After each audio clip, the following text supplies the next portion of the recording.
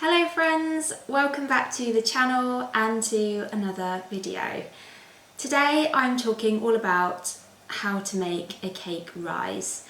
We all want nice, light, fluffy, moist cakes that rise nice and high, generally.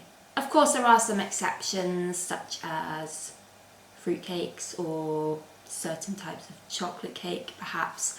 But generally, we want our cake to rise. But why is it that sometimes cakes rise more than other times? And how can we guarantee a high rising cake every time? Firstly, let's talk about what actually makes a cake rise in the first place. Cakes rise due to the formation of air bubbles produced by raising agents such as baking powder and bicarbonate of soda, as well as air bubbles incorporated during mixing and steam produced by any liquid ingredients containing water. As a cake is baked and the temperature rises, steam and carbon dioxide move into the air bubbles formed during mixing, and heat causes these gases to expand. As these gases expand, they enlarge the air bubbles in the mixture, pushing on the cell walls and forcing them to stretch. This in turn causes the mixture to increase in volume, i.e. it is leavened. This process continues until the structure is set in place. There is generally always a little bit of shrink back because cell walls are porous and the gases will eventually escape.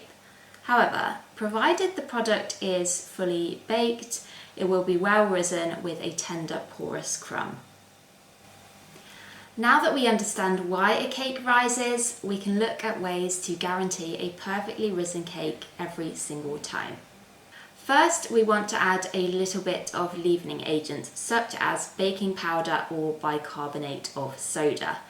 Note that these two ingredients are not directly interchangeable, so if your recipe calls for one, don't switch it out for the other because it will produce different results. In the UK, we have what we call self-raising flour. This is flour with raising agent already added. When using self-raising flour, it is not always necessary to add an additional raising agent. However, it does depend on the recipe and what type of cake you are making. I love using self-raising flour as the raising agent is evenly distributed throughout, which results in a fairly evenly risen cake. If you are adding raising agent yourself, make sure that you mix it in well and sift your flour before using. Secondly, use ingredients at room temperature. I think this is something we are all very aware of now. Room temperature ingredients combine much more readily and are easier to beat together. By creaming together the butter and sugar, we incorporate air bubbles, which, as we have already learned, expand during baking, leavening the cake. In addition to this, by ensuring our ingredients are at the correct temperature, the chemical reactions that occur during baking will do so at the correct time. If the batter is too cold, it will take longer for things to start happening, and the cake could form a crust or brown too much before it has an opportunity to rise. Which leads me on to the next point. Set your oven to the correct temperature.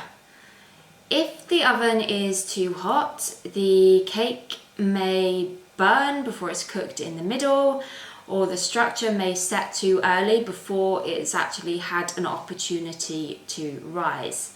And if it's too low, the cake might not rise at all because there isn't enough heat to get things happening, or it could rise up only to then sink back down again upon removing from the oven. Get to know your oven and use a thermometer if necessary. Next, mix your ingredients correctly according to the method you are using. For example, if you are using the creaming method, Beat together your butter and sugar until light and fluffy, followed by beaten eggs and finally the flour. For most cakes, it is important to gently fold in the flour because overmixing could cause too much gluten to develop, as well as knocking out all those air bubbles you have just beaten in, which may well result in a dense, tough cake. Next, I don't know which point one now, maybe fourth or fifth, and this is one that is often overlooked, but you want to make sure that you use the right size baking tin. If your tin is too small or shallow and you have a large amount of mixture, there simply isn't enough space in the tin to allow for expansion, and so your cake could rise only to then sink back down again. The only exception I can think of right now would be fruitcakes, which don't really rise, so you can have your mixture right to the top of the tin and it's fine. But for most other cakes, you want to make sure there is some space. There are a wide variety of baking tins available now, so choose the one that is best for your needs. And finally, choose a good recipe from a source that you can trust. And also bear in mind that certain types of cakes rise more than others. For example, those made via the creaming method, Genoese cake, angel food cake, chiffon cake. Cakes that are oil-based tend to be slightly denser and heavier with quite a tight crumb, although very moist, as well as those containing fruit or vegetables. So those are my top tips to help you produce nice, light, fluffy, high-rising cakes. If you have any questions, please do pop them in the comments below and I will happily answer them if I can. Thank you so much for watching and I will see you next time. Bye!